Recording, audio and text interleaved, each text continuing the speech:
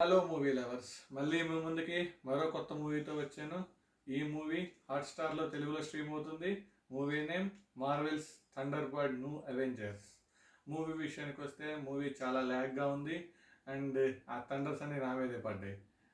విషయానికి వెళ్తే CAA director ఒక కొత్త అవెంజర్ని సృష్టిద్దామని జనాల మీద ప్రయోగాలు జరుపుతుందని చెప్పేసి అక్కడ కమిటీ టీం ఒకటి విచారణ జరుపుతూ ఉంటుంది.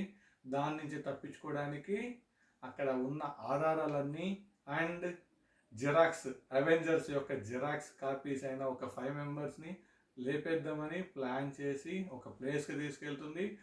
ఆ ప్లేస్లో ఏం జరుగుతుంది, కొత్త అవెంజర్ ఎలా వస్తాడు, ఆ అవెంజర్ విలన్గా ఎలా అవుతాడు, విలన్ అయిన అవెంజర్ ఈ హీరోల్ని తుక్కు ఎలా కొడతాడు, ఆ తర్వాత హీరోలు వీళ్ళని ఎలా కంట్రోల్ చేస్తారు, ఇది మొత్తం మూవీలోనే చూడాలి.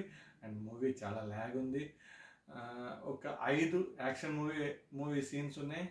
అంతకు మించి సినిమాలో అంత ఏం అనిపించలేదు. అండ్ యాక్టింగ్కి వస్తే అంతా xerox, captain America, xerox thunder, ఇవన్నీ జిరాక్స్లే ఉన్నాయి.